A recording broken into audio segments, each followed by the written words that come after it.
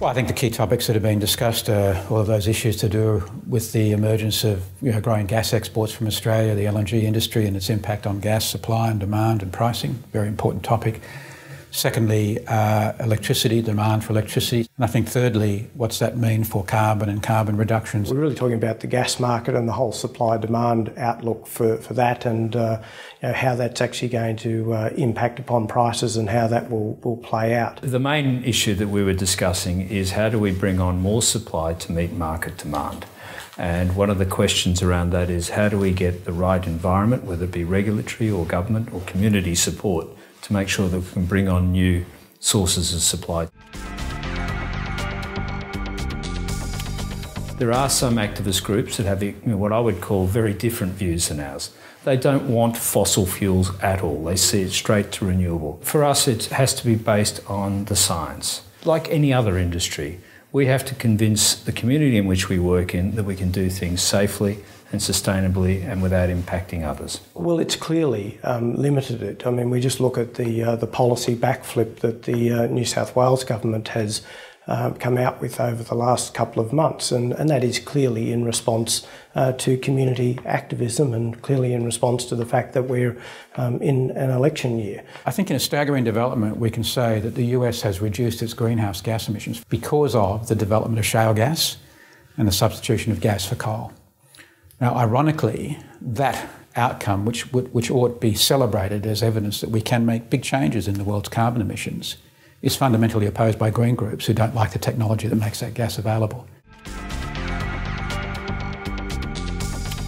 My hope is that any government, whether it's a change of government at this election, no matter who the government is, my hope is that they would see that there are a couple of things that are important to Australia. We're a country that's rich in resources. Our national wealth is enhanced if we can access and develop those resources. I think there's another question mark there about the layers that we're seeing being put in at the moment, where we really do have an overlap between state regulations and federal regulations.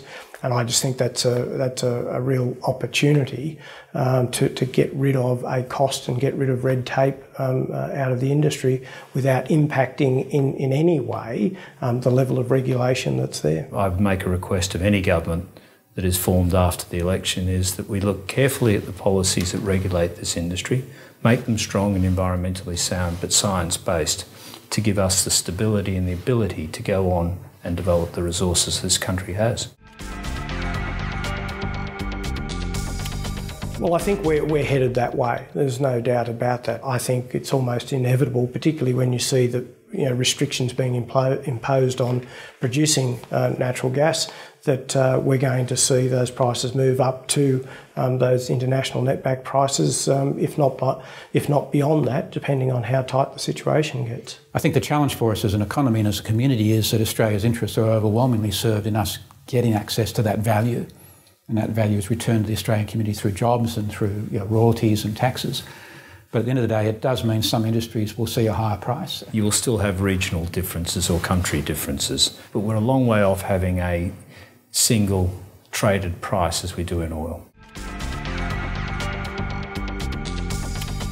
All of us are companies pursuing our own interests in the shorter term, but I think the longer term challenges, there's a lot of common interest about how we should deal with those longer term challenges. At the end of the day, I don't think there's any one silver bullet. We are well blessed with fuel sources, and I think it comes back to what do we as a society want in terms of the carbon intensity of our economy. And once you make that decision, then your fuel choices and your investment choices flow from that. There is a lot of stress at the moment on some of the challenges this industry has, and we do understand that there are community questions being asked about our industry. But I think what's being missed, of course, is the positive impact that this industry is making on the Australian economy. We exported about $12 billion worth of natural gas last year. That's going to be about $60 billion worth in about 2018. That's 6 NDIS schemes. So we are a significant contributor to this economy, and that shouldn't be overlooked.